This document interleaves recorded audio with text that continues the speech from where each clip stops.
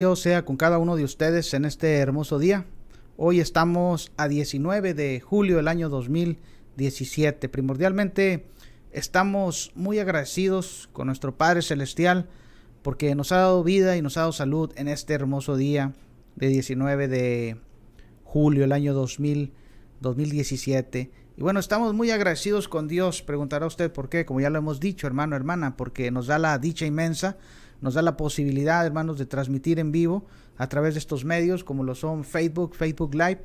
Y queremos mandar un saludo cordial a cada uno de ustedes. Sabemos que nos habíamos ausentado algunas semanas, hermanos, y estamos de verdad que un poco apenados con ustedes, mucho apenados con ustedes, porque no hemos podido transmitir por diversas circunstancias. Y siempre que veo hermanos que comúnmente ven estos programas en vivo, me preguntan los hermanos: ¿y cuándo vas a volver a empezar, hermano, con los programas radiales o con los programas a través de videoconferencia?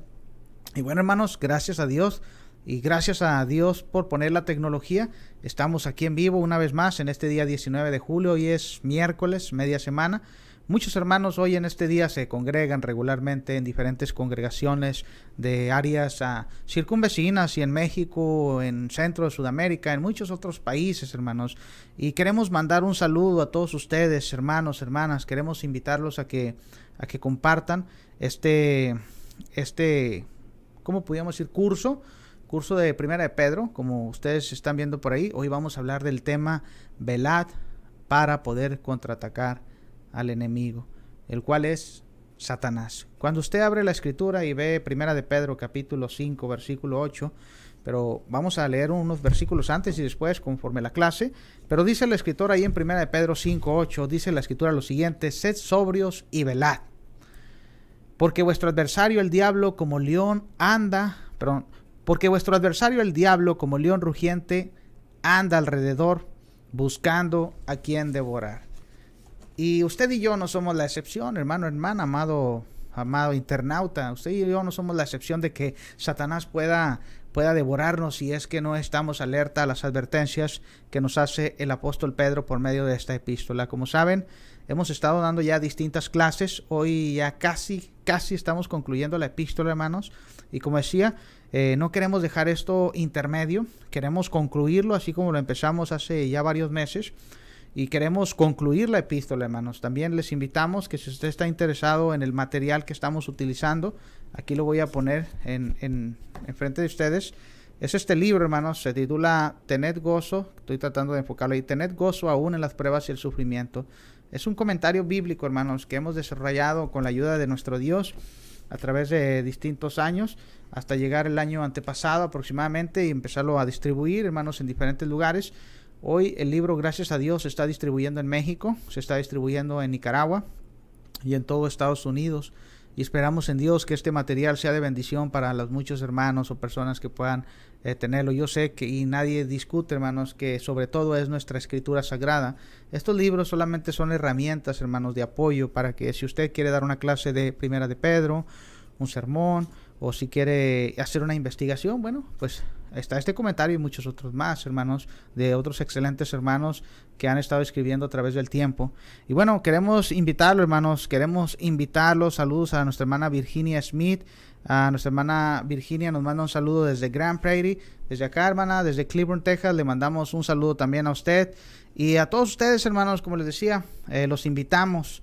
Queremos invitarlos, hermanos, para que entren, para que sean edificados. Y no solamente los hermanos, cualquier persona que quiera oír del mensaje de Dios. Este mensaje es para todos, porque déjeme decírselo, que todos tenemos un enemigo común, es Satanás. Él, como usted ve allá en Primera de Juan capítulo 5 versículo 19, dice la escritura: sabemos que somos de Dios, pero el mundo entero está bajo el maligno. Entonces eso implica como Satanás, hermanos, llamados a hermanos en la fe y todos los que nos están viendo, familia, amigos, compañeros, etcétera, cómo el enemigo hace su obra. Pero bueno, vamos a empezar, hermanos. Antes de llegar a este versículo clave, vamos a empezar con el versículo. Quiero leer algunos pasajes y vamos a estar indagando la escritura. Quiero leer desde el versículo 5, porque no solamente, como dice Pedro, no solamente se trata de velar y estar alerta, se trata de más que eso.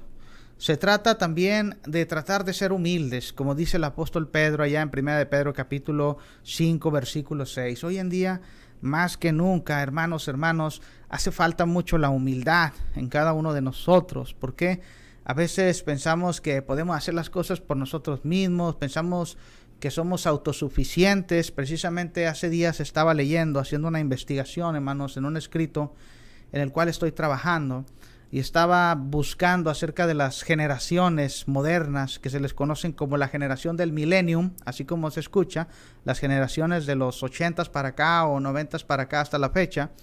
Y decían los investigadores, hermanos, que las nuevas generaciones del millennium, estos jóvenes de menos de 30 años posiblemente, entre los 20, 30 y los adolescentes, algunos de ellos no están poniendo su enfoque en Dios. Algunos ni siquiera saben que Dios existe, otros tienen sus dudas. Entonces vivimos en una época, hermanos, donde hay demasiado ateísmo, por decirlo así, demasiada incredulidad. Aunque no se declaran abiertamente los jóvenes, soy ateo, pero hay una falta de conocimiento por ese ser divino que es Dios. Hay una falta de entendimiento. Y entonces de eso trata, hermanos, de que busquemos ser humildes. Y quiero mandar un saludo. Estoy ahorita mandando saludos, hermanos, y una pequeña introducción. Mando saludos ahí a mi amigo Miguel Saúl Vargas Castañeda, hasta allá está Tijuana, Baja California Norte, allá en el norte. Y le mandamos un saludo allá donde quiera que él esté ahorita en su trabajo, ahí con su familia. Bueno, te mandamos un saludo y que Dios te bendiga grandemente en tus labores y que siempre te prospere. Y ya sabes, Miguel, que mis mejores deseos para ti, para toda tu familia y para todos los que te rodean. Y también le mandamos un saludo por ahí a nuestra hermana, dice Lolis Mora, dice saludos, hermanos, desde Acuña, congregación de Atilano Barrera. Dice atentamente Pablo Ochoa y Silvia Mora. Claro que sí, hermanos, pues son mis paisanos, mis hermanos de Torreón, Coahuila, de la misma colonia, de allá de la colonia de San Joaquín, ¿verdad? La Libertad. Y pues fíjense, hermanos, cómo son las cosas. Muchos años vivimos en esa misma colonia y venimos a conocernos muchos años después en una ciudad fronteriza que es Acuña, Coahuila. Pero ahora como hermanos en la fe, hermanos, observamos cómo Dios es tan bueno, hermanos, en su misericordia y en su presciencia. Ahora, dice la Escritura lo siguiente, pero antes de esto, hermanos, vamos a ir a Dios en oración. Queremos encomendarnos a nuestro Padre Celestial para que sea Él el que nos dé la bendición de poder hablar conforme a su palabra. Como dice allá en 1 de Pedro, capítulo 4, versículo 11, si alguno habla, que hable conforme a la palabra de Dios. Si alguno ministre conforme al poder que Dios da para que en todo sea Dios glorificado. Dice el pasaje allá. Y luego también dice en la Escritura, por Jesucristo a quien pertenecen la gloria y el imperio por los siglos de los siglos. Amén. Vamos a ir a Dios en oración. Si usted tiene una petición, exprésela. No sea tímido, de verdad, no sea tímida. Diga, ¿sabe qué, hermano? Tengo necesidades. Tengo una gran necesidad. Quiero que pidan por mi familia. Quiero que pidan por mí. Estoy peleando en estas tribulaciones de esta vida. Estoy peleando contra los vicios, contra las adicciones, contra los problemas emocionales. No sé cómo sobrellevar mi matrimonio. Hay conflicto. Estoy peleando, no sé, con la vida diaria, con las adversidades comunes. Entonces, pida en oración, de verdad, y Dios va a poner los medios para que su oración sea escuchada y Dios de una forma u otra ponga la intercesión y usted pueda recibir las peticiones que usted le está expresando a Dios. Y dice nuestra hermana Virginia García que oremos por su familia. Claro que sí, hermana. Vamos a orar por su familia, por nuestro hermano Ramón García, que está haciendo la obra allá en la congregación de la 14th Street, allá en Grand Prairie, Texas. Oraremos por nuestro hermano, oraremos por nuestra hermana Lolis Mora, por nuestro hermano Pablo, por nuestra hermana Silvia, por nuestro amigo Miguel Saúl Vargas Castañeda. También oraremos por ahí, por ¿quién más, hermanos? De los que están ahí conectados, por nuestro amigo también Juventino Sánchez allá en California, para que Dios le bendiga también en sus labores. Bueno, vamos a hacer una oración, hermanos. Dice la Escritura que la oración tiene poder. Y hay que orar con fe, hermanos. Oremos. Bendito Padre Celestial, primordialmente te damos gracias, Señor bendito, porque en este día has puesto los medios y has puesto las circunstancias, Padre, para que este programa sea una realidad. Te pedimos muy en especial las rogativas por todos aquellos hermanos, hermanas y personas, amigos, familiares que están expresando sus necesidades ante ti. Por nuestra hermana Virginia García, allá en la ciudad de Grand Prairie, bendícela a ella, a su familia. Bendice a nuestro amigo Miguel allá en Tijuana, Baja California, a su familia, a sus hijos, a su esposa, a su labor, su trabajo que él tiene, a nuestro hermano Juventino allá también en California. Padre, bendígalo grandemente en sus labores y en su familia y en sus planes que él tiene. También le pedimos grandemente por nuestro hermano Juan Pablo y nuestra hermana Silvia allá en la región de Acuña, Coahuila, y por todos los demás hermanos y hermanas. Yo le pido muy en especial por mi familia, por mi esposa, mis hijos, por la labor que estamos haciendo aquí en la Iglesia de Cristo en North Anglin, y asimismo por estos estudios, Padre, para que usted nos ponga siempre ese deseo, Padre, de expresar su mensaje santo. Asimismo, Padre, todo esto se lo pedimos en el nombre bendito de nuestro Señor Jesucristo. Amén. Y bueno, hermanos, pues ahora sí, ¿verdad? Quiero tomar unos cuantos breves minutitos, 1 minuto, 2 minutos, para ir mandando saludos a los que se van añadiendo. Dice, bendiciones, hermano, Cristo vive. Claro que sí, hermano Juventino Sánchez, tú sabes, ¿verdad? Conforme a la palabra y a nuestro Señor, como dice el apóstol Pablo allá en la primera carta a los Corintios, capítulo 15, ¿verdad? Cuando nos habla de cómo Cristo venció la muerte. Pero bueno, ahora sí vamos a lo que nos acontece, hermanos. El tema de este día es hablar de Primera de Pedro, capítulo 5, vamos a hablar del versículo 6 hasta en adelante, hasta donde cubramos, hermanos. Tenemos aproximadamente como unos 50 minutos y después de esto vamos a concluir. Ahora, como les digo, si ustedes quieren ver esta clase y otras clases más, pueden acceder a mi página en YouTube. Aquí les voy a estar pasando al final, hermanos, el enlace para que ustedes lo vean y ustedes puedan entrar y puedan ver los videos que se han estado posteando a través de los diferentes meses. Ahora sí vamos a la lectura, hermanos. Dice la Escritura Sagrada allá en 1 de Pedro capítulo 5, versículo 6 en adelante. Dice la Escritura, humillaos, pues, bajo la poderosa mano de Dios, para que Él os exalte cuando fuere tiempo, echando toda vuestra ansiedad sobre Él, porque Él tiene cuidado de vosotros. Sed sobrios y velad. Porque vuestro adversario, el diablo, como león rugiente anda alrededor buscando a quien devorar, al cual resistid firmes en la fe, sabiendo que los mismos padecimientos se van cumpliendo en vuestros hermanos en todo el mundo. Mas el Dios de toda gracia, que nos llamó a su gloria eterna en Jesucristo, después que hayáis padecido un poco de tiempo, Él mismo os perfeccione, afirme, fortalezca y establezca. A Él sea la gloria y el imperio por los siglos de los siglos. Amén. Tengo que estarme acomodando los lentes, hermanos, porque se me caen, pero ahora sí, hermanos, vamos a retomar el punto. Vámonos partes por partes. Siempre les digo a los hermanos en la fe, y se los digo a cada uno de ustedes, hermanos, amigos, familiares, si usted quiere entender mejor la Biblia, usted tiene que hacer un estudio exegético. Usted tiene que aprender a estudiar la Biblia de una manera diligente. ¿Cómo? En primer lugar, respetando el contexto. Preguntará usted, bueno, hermano, ¿y qué significa respetar el contexto de cada uno de los libros? Déjeme decírselo fácilmente. En la Biblia hay 3 tipos de contextos. Está el contexto inmediato. Y dirá usted, bueno, ¿y cuál es el contexto inmediato? Cuando usted abre su Biblia, usted va a ver, por ejemplo, libros como Primera de Pedro, como el libro que estamos estudiando ahorita. El contexto inmediato serían los pasajes antes y después de lo que vamos a estar estudiando. Por ejemplo, aquí, Primera de Pedro 5:8, el contexto sería versículo 6, versículo 7, versículo 8, versículo 9, 10 y 11. Eso sería el contexto inmediato. Ahora hay el contexto remoto. Dirá usted, bueno, ¿y cuál es el contexto remoto?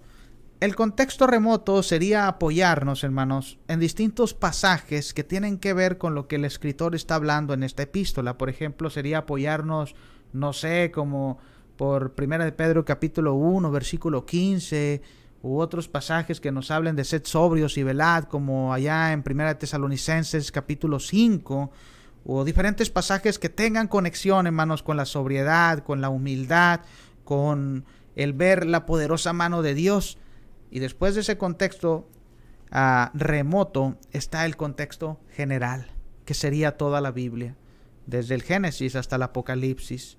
Porque a veces usted y yo vamos a diferentes libros para ver, hermanos, hermanas, a dónde podemos hacer conexión. Por ejemplo, cuando Pedro nos habla ya, hermanos, en Primera de Pedro capítulo 3, versículo, por ejemplo, del versículo 11 en adelante, Y nosotros si dijéramos, bueno, ¿cuál es el contexto? Entonces tendríamos que ir al libro de los Salmos, porque ese pasaje hace referencia. Pero bueno, sin meternos más en tantos detalles, quiero mandar un saludo a todos ustedes, hermanos, nuevamente a nuestro hermano Salvador Muñoz, allá en Torreón, Coahuila.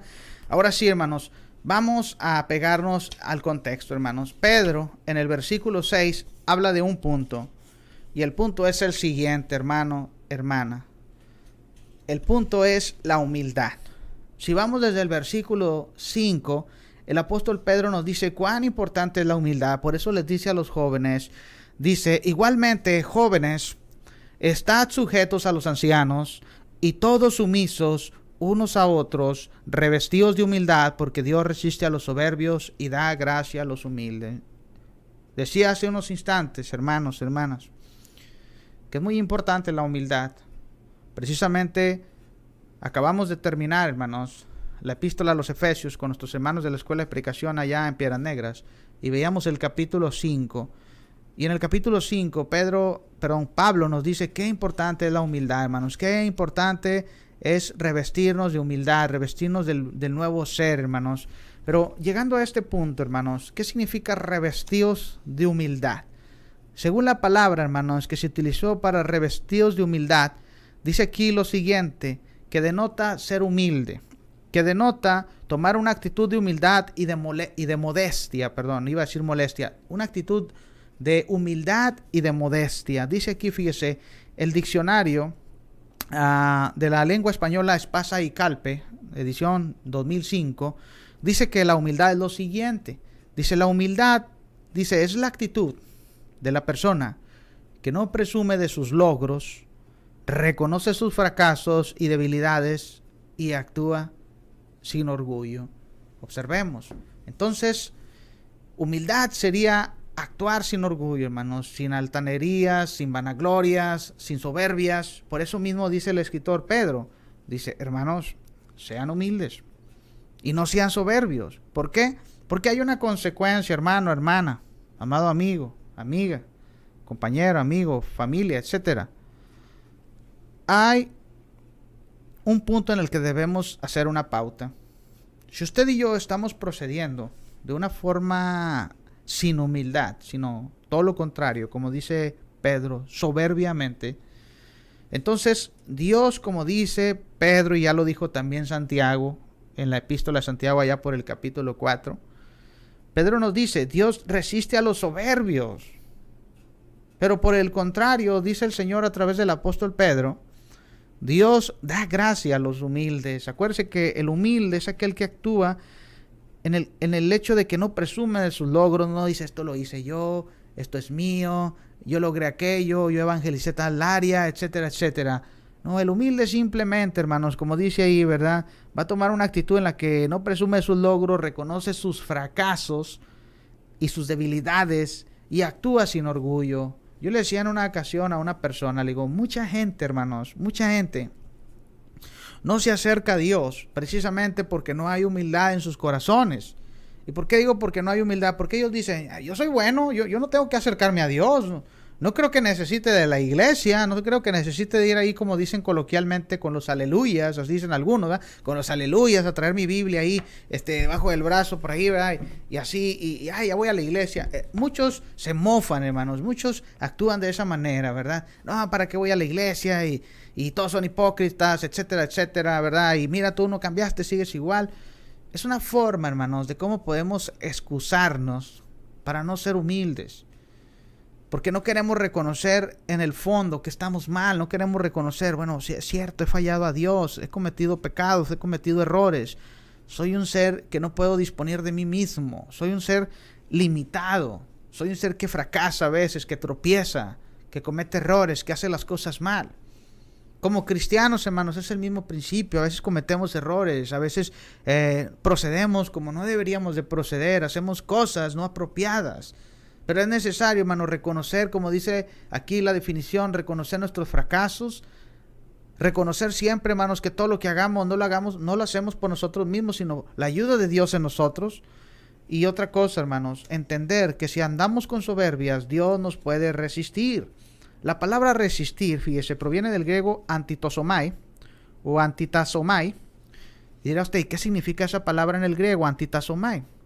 Dice aquí que la palabra, fíjese, denota oponer una resistencia hostil contra el enemigo u oponerse ante los rebeldes. Entonces Dios, hermanos, definitivamente, diríamos nosotros, pero ¿cómo es posible que el Dios de amor, que el Dios de misericordia, que el Dios que mandó a su Hijo Jesucristo para que muriera en la cruz del Calvario por todos nosotros, cómo es posible que si nosotros procedemos soberbiamente se vaya a oponer ante nosotros? Bueno, con eso Dios nos está manifestando precisamente que a Él no le gusta, hermanos, que seamos personas soberbias, que seamos personas altaneras, personas vanagloriosas. Dice que la palabra soberbio, como aparece aquí, hermanos, que se deduce del griego huperopamos o huperopanos, significa lo siguiente. Dice, denota todos aquellos que son orgullosos y que son arrogantes. Toda persona arrogante es toda aquella persona soberbia que está llena de altivez, que está llena de inmodestia, por lo cual su forma de proceder es una forma de proceder con arrogancia. El soberbio se dice aquí que es aquel que cree ser superior a los demás y por lo tanto, como se cree ser superior a los demás, los desprecia y los humilla. Como por decir, hazte para allá, ¿verdad? Tú no eres de mi categoría.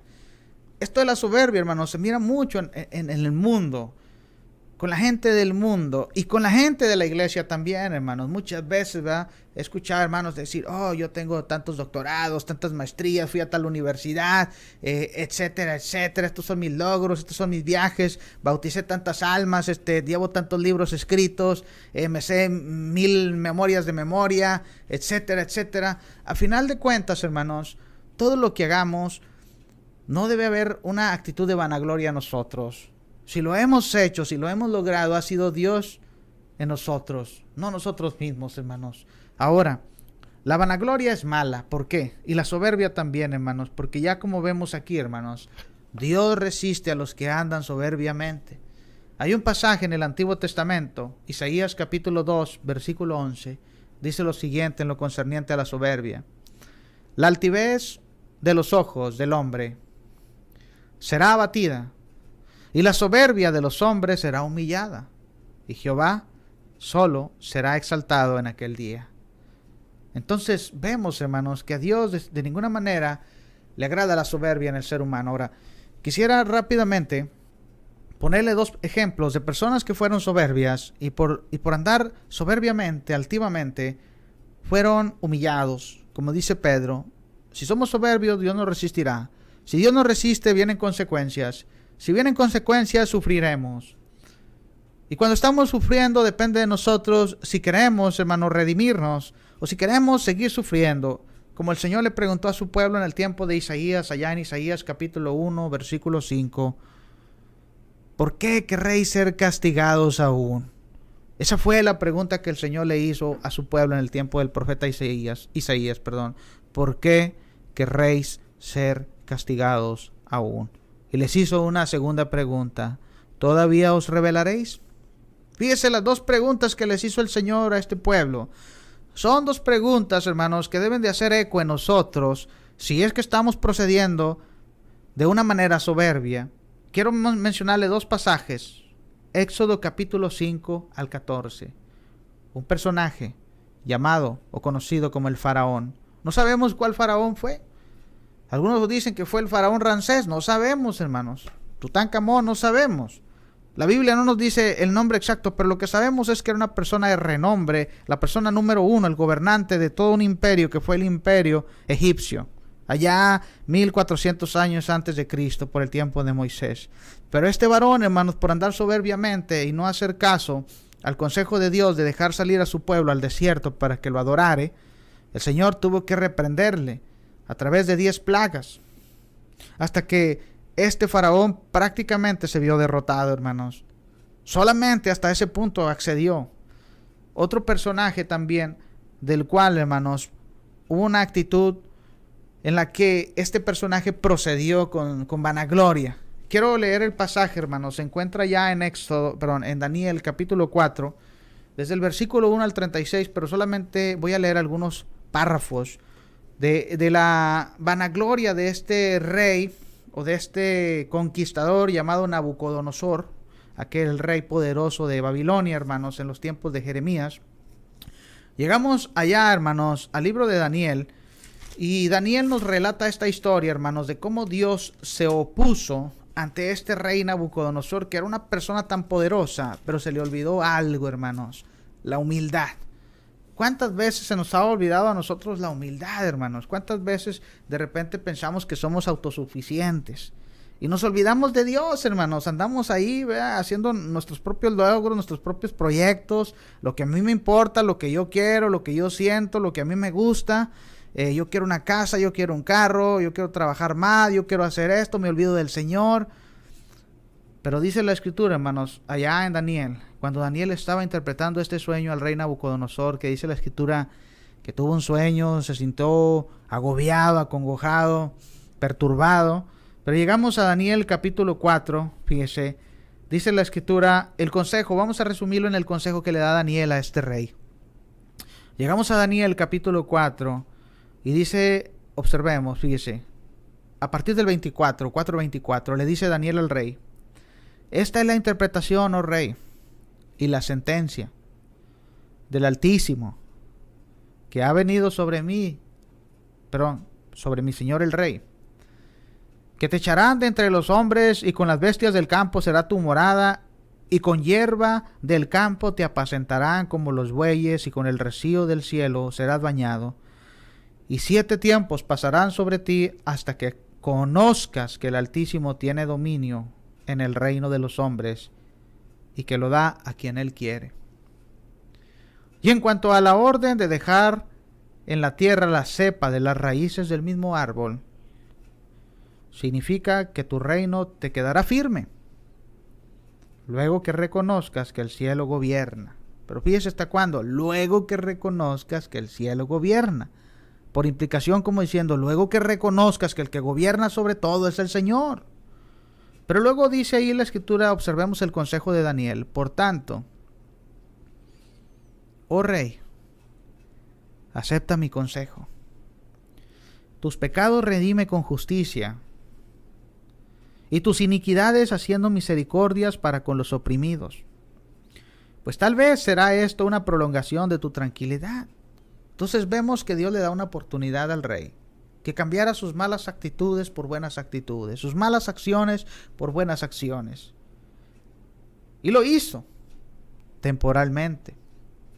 ¿Cuántos de nosotros somos así a veces, hermanos?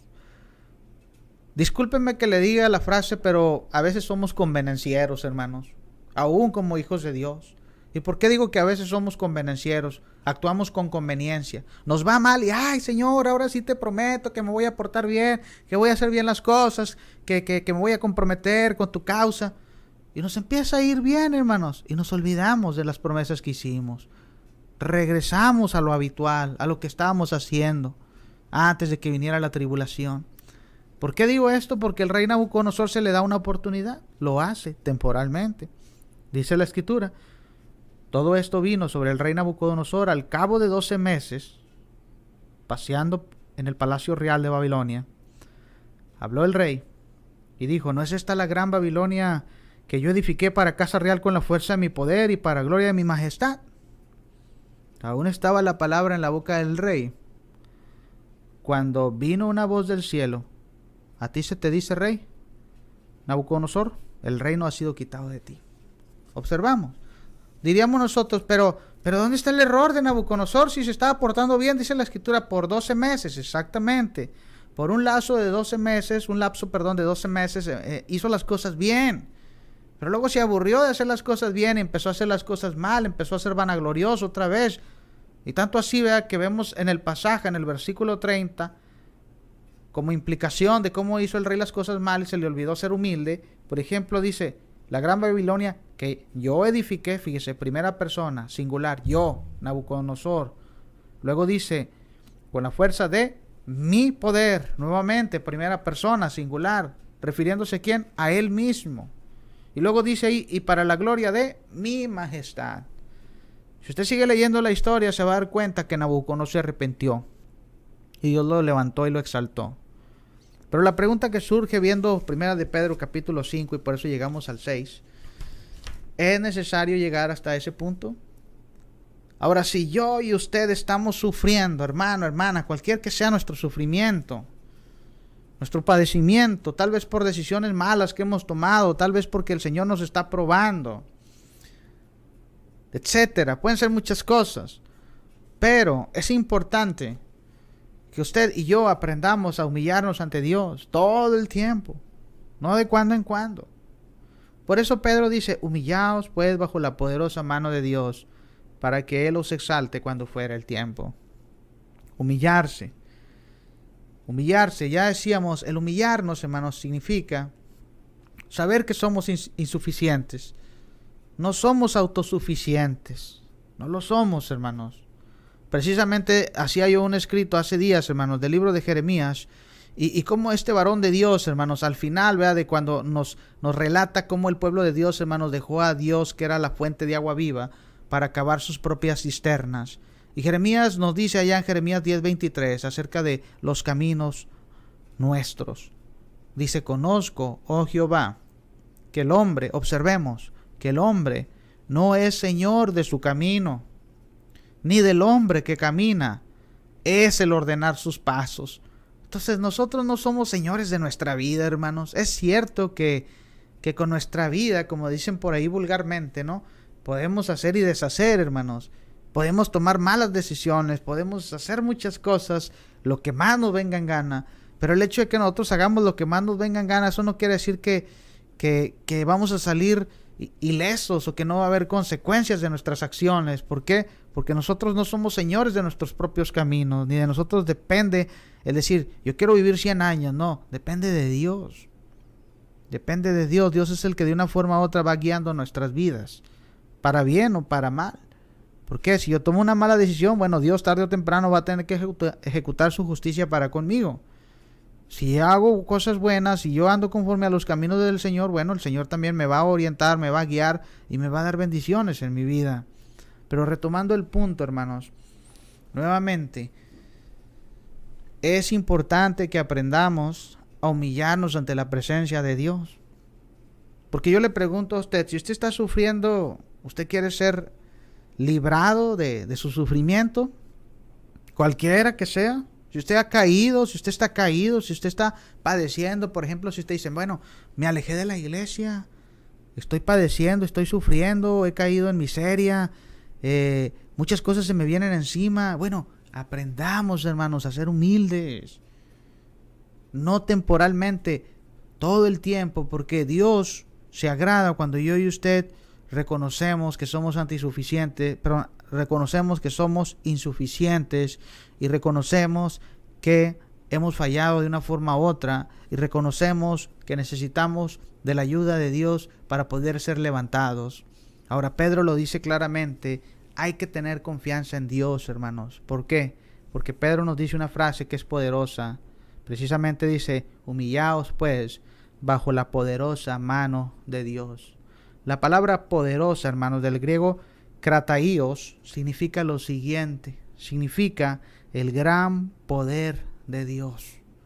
Cuando hablamos del gran poder de Dios, hermanos, bastará decir, vamos al Antiguo Testamento. Es más, vamos hasta el Génesis capítulo 1, versículo 1, y vamos a ver el gran poder de Dios, hermanos. El gran poder de Dios vamos a verlo en el primer libro de la Escritura, en el primer capítulo, en el primer versículo. En el principio creó Dios los cielos y la tierra. Ahí vemos manifestado el gran poder de Dios, porque no solamente creó el cielo, las estrellas, el universo, creó todo lo que en él existe. Y es el Dios que tiene todo el poder, toda la sabiduría, y es el Dios eterno, el Dios poderoso, el Dios que abrió las aguas allá en el mar cuando iba saliendo el pueblo judío de la cautividad en Egipto. Es ese mismo Dios que los alimentó por 40 años. Es ese mismo Dios que les dio la tierra prometida. Es ese mismo Dios, ¿verdad?, que a través de su Espíritu, el Espíritu Santo, actuó en los apóstoles para que estos varones hicieran prodigios y milagros. Mucha gente, yo sé, que no cree en Dios, hermanos. Que los milagros que vemos en la Escritura, los prodigios, se les hace como una fábula, un cuento inventado. Mucha gente dice el Génesis, ¿no será como un cuento maravilloso? ¿Podrá ser posible que Dios haya hecho todo esto? Decía un hermano de nombre Brad Harrop en una de sus conferencias, precisamente acerca de la creación. Decía el hermano, si tenemos problemas con el Génesis capítulo 1, versículo 1, vamos a tener problemas con toda la Biblia. Porque ya desde el principio, si estamos cuestionando el poder de Dios, vamos a tener problemas con su palabra, porque vamos a estar cuestionando todo el tiempo. ¿Por qué Dios hace esto? ¿Por qué Dios me pide aquello? ¿Por qué Dios quiere que yo sea así? ¿Por qué Dios quiere que no haga lo malo? Entonces, seamos sumisos como lo fue Noé. Noé se sometió a la poderosa mano de Dios. Él no anduvo cuestionando cuando el Señor le dijo, mira Noé, haz el arca de madera de gofer. Noé no dijo, Señor, ¿y por qué no la hacemos mejor de madera de cedro? ¿O por qué no la hacemos, no sé, de maderas hermosas? La madera de gofer no es muy buena, no es bonita. ¿O por qué no le dijo Moisés, Señor, mira, pues tú quieres que nada más le ponga una ventana, ¿por qué no le pongo mejor 10? Para que haya más respiración, para que haya más ventilación, más luz. Noé no se puso a cuestionar, hermanos. Seamos humildes, humillémonos ante la poderosa mano de Dios. ¿Por qué? Dice el Señor que cuando yo y usted nos humillamos, hermanos, a través del Salmo 51, es lo que a Él le agrada. Es lo que le agradó del corazón de David, hermanos, cuando David pecó, falló. Y David cayó muy feo, terriblemente. Adulteró con una mujer casada, Betsabé.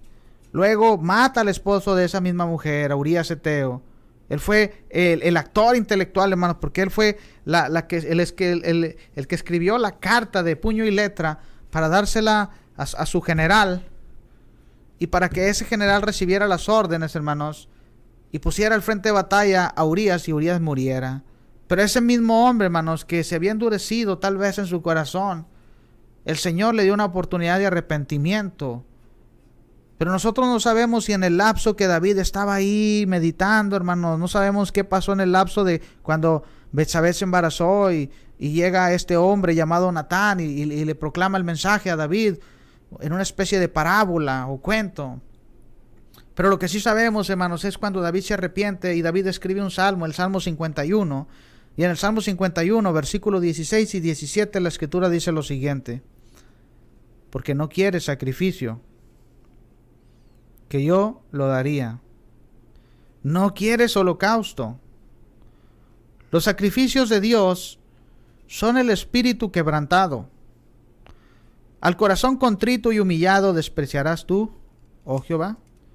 Entonces, dice David, al corazón contrito y humillado despreciarás tú, oh Dios. Sabemos que no. De ninguna manera Dios no desprecia un corazón contrito, hermanos, humillado, humilde, que dice, Señor, aquí estoy, levántame. ¿Cuántas personas hemos estado en esa actitud, aún no siendo cristianos o siendo cristianos? ¿Cómo cree usted que se ha de haber sentido Pedro cuando él negó al Señor Jesucristo? Por eso la Escritura dice que lloró amargamente. En ese lloro amargo, sin lugar a dudas, había un arrepentimiento profundo. ¿No cree usted que vinieron a la mente de Pedro aquellas palabras cuando Pedro le decía a su Señor, Señor, yo voy a estar contigo hasta la muerte, si es necesario? Pero luego Pedro falló su promesa. Y luego Pedro cometió otros errores. ¿No cree usted que al estar escribiendo, inspirado por el Espíritu de Dios, Pedro, estas palabras, hermanos, humíllense ante la poderosa mano de Dios porque Él los levanta cuando sea el tiempo adecuado? ¿No cree usted que Pedro recordaría esas cosas? ¿No cree usted que Pedro recordaría el encuentro con Pablo cuando ya se estaba condenando Pedro? Porque dice Pablo, lo que estaba haciendo Pedro era digno de condenar, según Gálatas 2, cuando actuaba fingidamente, cuando se estaba regresando al judaísmo. Y cuando Pablo lo reprende, ¿para qué? Para que su alma fuera redimida, para que Pedro se corrigiera. Entonces Dios lo levantó nuevamente y pudo hacer grandes cosas en Pedro. Y Dios puede hacer grandes cosas en usted y en mí, pero es necesario que nos arrepintamos, hermanos. Es necesario que seamos conscientes de cuál es nuestra condición. Como le digo, a veces como cristianos somos vanagloriosos porque pensamos, no, estoy bien, no, cuando la verdad no estoy bien realmente. Tengo que hacer cosas, que tengo que hacer ciertos cambios en mi vida. Si no estoy haciendo lo que Dios me pide que haga, ¿qué estoy esperando para estarlo haciendo? Si estoy haciendo cosas que Dios no me pide que haga, como portarme mal, vivir una vida sin santidad, ¿qué estoy haciendo para dejar de hacer las cosas que contaminan mi vida cristiana? El Señor, acuérdese, nos quiere levantar. Como dice Pedro, cuando sea el tiempo. La palabra exaltar, dice aquí, del griego hupso o hupso, con acento en la O, denota levantar o elevar en el sentido de elevar a una persona, otorgándole una mayor dignidad o categoría. También significa realzar o alabar el mérito de alguien. Hace días estaba viendo la serie, es cierto, es una serie, pero cuando usted va a la escritura, usted ve la vida de José el Soñador. Es una historia muy hermosa, hermanos, porque vemos de José el Soñador un varón que siempre se humilló ante Dios, que siempre fue fiel, hermanos, que aún las circunstancias más adversas vinieron a su vida. Por ejemplo, cuando José, hermanos, fue vendido por sus hermanos, por sus propios hermanos. Pero antes de eso lo habían puesto en el pozo, hermanos, en la cisterna, para que quedara abandonado a su suerte y muriera. Luego lo rescatan y a final de cuentas lo venden, hermanos, a un mercader madianita. Y de ahí, hermanos, la vida de José es de sufrir. Es cierto que de repente le iba bien, pero sufría más de lo que le iba bien. Pero a pesar de que sufría, hermanos, lo que resalta es que Dios siempre estaba con José. Siempre. Aun cuando José estuvo en la cárcel, Dios estaba con él. Al grado que fue tan levantado, hermanos, que fue el segundo de Faraón. Usted lo puede leer en el libro de Génesis, capítulo 37 en adelante. ¿Por qué? Porque José aprendió a humillarse todo el tiempo ante la poderosa mano de Dios.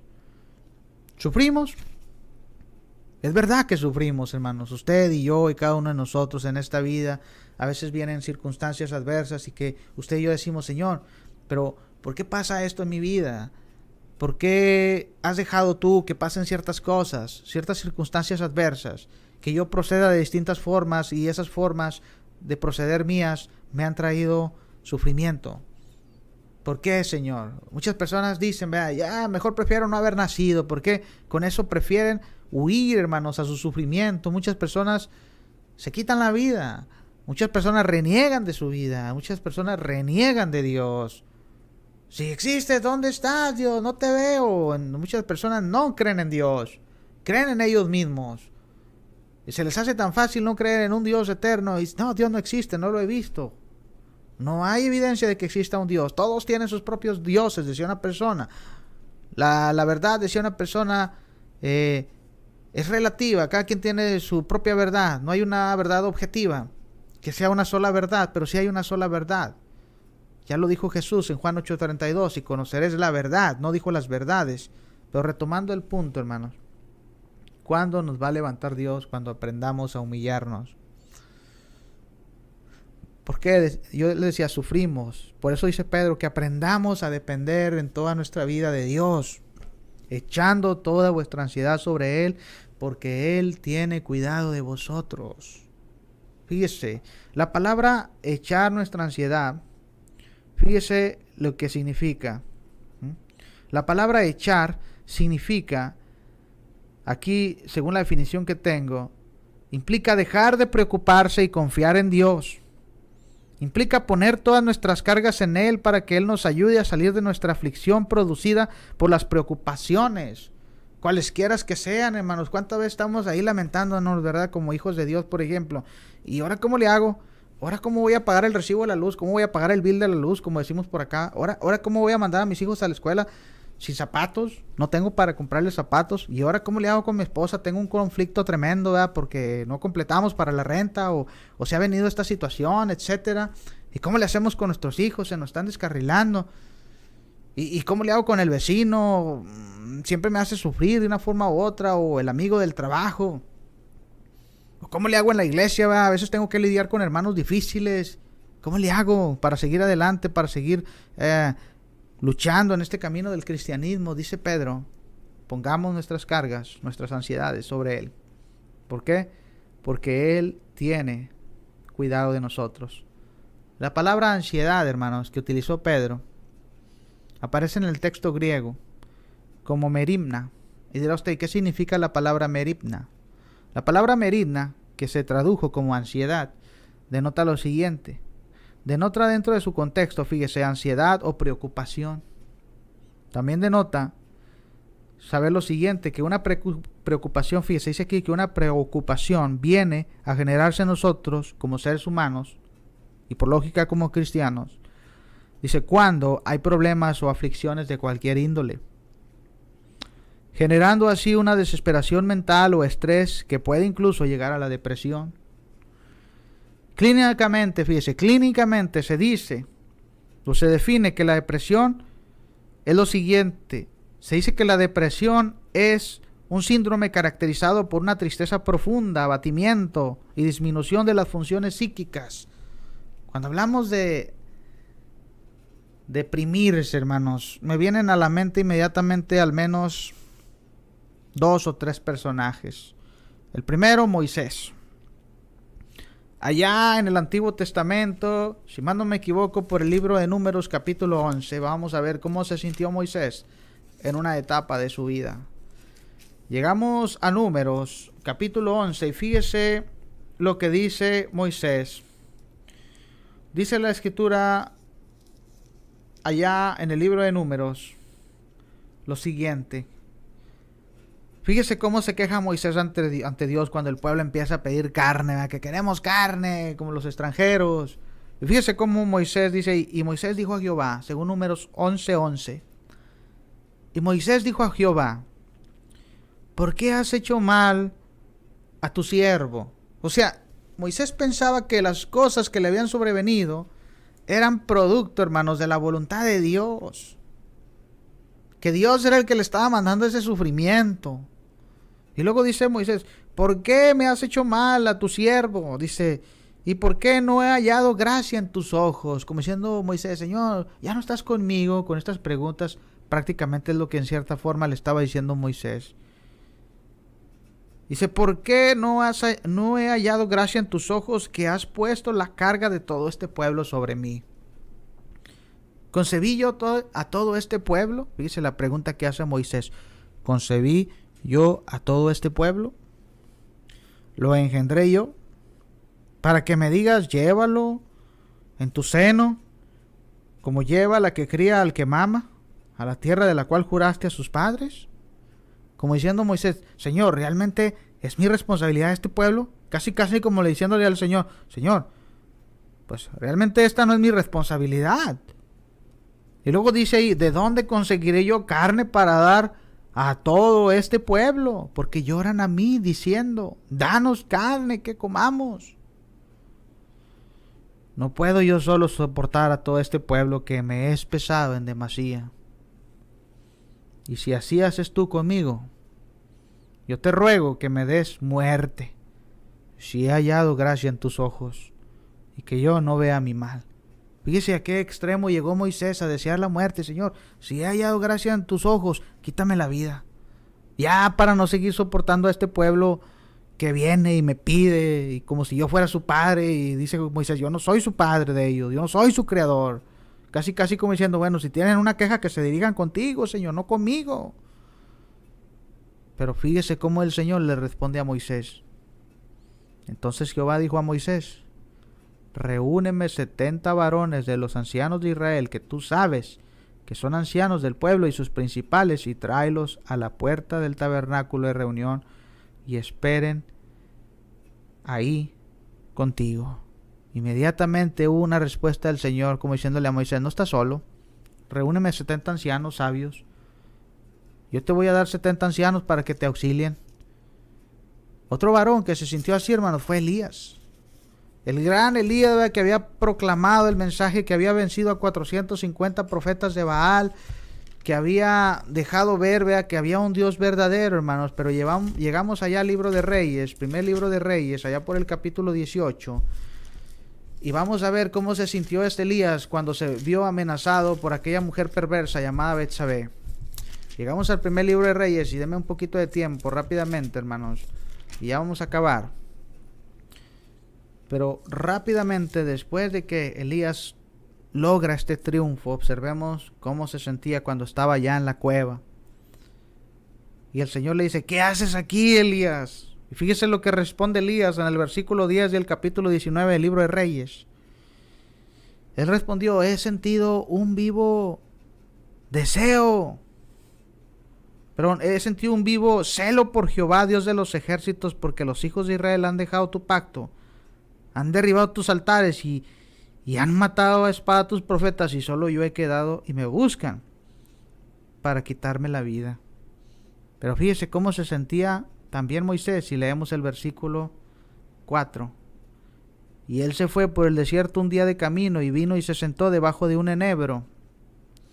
Y deseando morir, se dijo, basta ya. Oh Jehová, quítame la vida, pues no soy yo mejor que mis padres. O sea, igual que Moisés, basta ya, Señor, ya, que aquí se acabe la historia de Elías, Señor. Que aquí se acabe el tiempo de Elías. No soy mejor que mis padres, como diciendo, no soy mejor que ellos. Pero el Señor le dejó ver que no estaba solo. A pesar de que él se quejó 2 veces, usted puede verlo en el versículo 14, el primer libro de Reyes 19. Él respondió, fíjese, nuevamente, él respondió, he sentido un vivo celo por Jehová, Dios de los ejércitos, porque los hijos de Israel han dejado tu pacto, han derribado tus altares y han matado a espada a tus profetas, y solo he quedado yo. Y me buscan para quitarme la vida. Y le dijo Jehová, ve y vuélvete por tu camino por el desierto de Damasco, y llegarás y ungirás a Hazael por rey de Siria, a Jehú hijo de Nimsi ungirás por rey sobre Israel, y a Eliseo hijo de Safar de Abel Mejolá ungirás para que sea profeta en tu lugar. Y el que escapare, de la espada de Hazael, Jehú lo matará, y el que escapare de la espada de Jehú, Eliseo lo matará. Y yo haré que queden en Israel 7,000, cuyas rodillas no se doblaron ante Baal y cuya boca no lo besaron. Entonces no llegamos ni siquiera al versículo que queríamos llegar, que era el 8, hermanos. Pero eso lo vamos a buscar y tratar de llegar el viernes, si es posible, hermanos, que tengamos otra clase. Pero recordemos nuevamente cuán importante es, hermanos, humillarnos ante Dios. Dios pudo levantar a Moisés, Dios pudo levantar a Elías, Dios pudo levantar a Pablo cuando Pablo estaba en la prisión y decía, todos me han abandonado. Dios lo pudo levantar, hermanos. Dios pudo levantar a Pedro de sus caídas. Dios puede levantarlo a usted, Dios puede levantarme a mí. Pero es necesario aprender a confiar en Dios, hermanos, nuevamente. Yo le quiero preguntar a usted, ¿usted confía en Dios? Es mi pregunta. Pregúntese usted ahorita, ¿confío en Dios? ¿Qué tanto confío en Dios? ¿Busco a Dios? ¿Me estoy humillando ante Dios? ¿Quiero que Dios transforme mi vida? ¿Quiero que Dios haga maravillas en mi vida? No importando lo que diga el mundo, ¿eh? El mundo puede decir 1001 cosas, hermanos. Recordemos que cuando estamos en el mundo vivimos influenciados por Satanás y punto. Entonces Satanás, a través de la influencia maligna, ¿vale?, las expresiones de las personas, para que, ay, sí, ahora sí, ya el homicida ya se arrepintió, ya tiene salvación, vida eterna. Ay, sí, aquel, mira, también ya se arrepintió, aquel que andaba que su vida era un desastre, y ahora sí ya es el perfecto, ahora sí ya quiere que Dios lo corrija. Hermano, hermana, amado amigo, amada amiga, busquemos a Dios, a ese ser eterno, a nuestro Padre Celestial que mandó a su Hijo Jesucristo para que Él pueda redimirnos. Búsquelo, humíllese. Y usted, hermano, si está andando en caminos pedregosos, de sufrimiento, de padecimiento, ¿qué espera para llegar ante Dios y decirle, Señor, yo necesito de ti, necesito que me exaltes, necesito que me levantes, necesito que me des fortaleza para seguir adelante? Precisamente hace como 2 semanas hablaba de un tema que se titula No estamos solos. Está basado en Jeremías capítulo 20, versículo 9. Cuando Jeremías decía, clamo, grito, doy voces, tu palabra me ha sido como afrenta. Pero luego en el 11, Jeremías recuerda y dice, pero el Señor está conmigo como un poderoso gigante. Entonces, ahí concluimos la lección, hermanos. Quiero tomar una pausa rápidamente, ahora sí, para mandar saludos. Disculpen si no los había saludado, hermanos, durante la clase, pero sería un poquito impropio estar ahí deteniéndonos para mandar saludos. Entonces, lo más propio es mandar saludos al principio y mandar saludos al final. Ahorita ya acabamos, hermanos. Bueno, vamos a los mensajes. Dice nuestro hermano Marco Alvarenga, hermano, te extrañamos, ¿verdad? Y queremos verte, hermano, queremos saludarte. Échanos una llamada, hermano, o te echaremos una llamada, ¿verdad? Siempre estamos pensando en ustedes, hermanos muy apreciados, ¿verdad? Como todos los demás. Nuestro hermano Marco Alvarenga también es un soldado de Cristo, hermanos, trabajando para la obra de Dios ya de algunos años atrás a la fecha. Y te deseamos todo lo mejor, hermano, a ti, a tu familia, a todos los hermanos Alvarenga, ¿va? Al hermano Panchito, a la hermana Margarita, a tu hijo, ¿va? A tus hermanas, a ti, a nuestro hermano Marco Alvarenga, a nuestro hermano Daniel Guzmán, ¿va? Dice saludos, hermano Osvaldo. De igual forma, mi hermano Daniel Guzmán, ¿va? No sé de dónde nos escribas, hermano, en qué área estás, pero te mandamos un saludo afectuoso. También ahí a nuestro hermano José Perales, ¿verdad? También le mandamos un saludo, ¿verdad? Siempre estamos también, ¿verdad? Viendo que Dios nos puede sacar adelante. Y a nuestra hermana Yolanda Bustamantes también le mandamos un saludo hasta allá, hasta el área de Wasahashi. Le mandamos un saludo cordial. Y aquí en más por ahí, hermanos, dejen verlos, a ver si estamos interactivos aquí, porque luego van pasando los mensajes, hermanos. Estos son los últimos mensajes que tengo, ¿verdad? Es que como estoy aquí, van apareciendo mensajes, hermanos, van saliendo. A nuestra hermana Zoraida Sánchez dice: saludos a los hermanos de Gilberto Alfonso desde Bogotá, Colombia. Bueno, nuestro hermano Gilberto Alfonso Dueña, ¿verdad? Está utilizando el Facebook de, me imagino que su esposa o su hija. Le mandamos un saludo, hermano, también hasta allá, hasta a Bogotá, Colombia. Y a todos los demás hermanos y hermanas, ¿verdad? Que estuvieron conectándose. Yo voy a entrar ahorita a YouTube, hermanos, para dejarles mi página en YouTube. Ahí tenemos una serie de videos de estas lecciones. Y dirá usted, cómo el hermano, cómo promociona su página, ¿verdad? Pero hace días estaba pensando y decía alguien, ¿verdad? ¿Qué estamos haciendo, hermanos, para dar a conocer a la gente el mensaje de Dios? Y precisamente hoy estaba estudiando con los estudiantes de la Escuela de Predicación en Piedras Negras el pasaje de Efesios 5:11, cuando Pablo dice, ¿verdad? Y no participéis en las obras infructuosas de las tinieblas, sino antes bien, reprendedlas. Y el reprender significa, hermanos, dejar ver, a la humanidad que hay una oportunidad de cambio, que sí podemos dejar las obras infructuosas de las tinieblas, el pecado, los vicios, las malas conductas.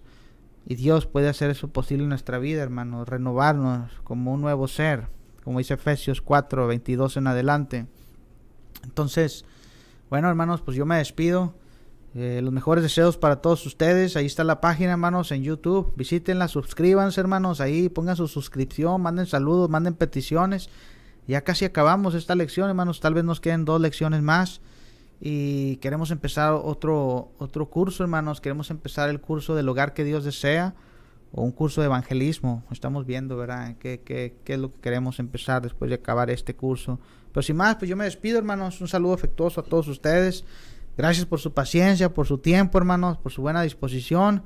Y ojalá que el Señor, pueda guiarnos a todos, hermanos, a tomar mejores decisiones en nuestras vidas, y que siempre aprendamos a depender de Él, hermanos, hermanas, y que siempre aprendamos a ser humildes en todo momento.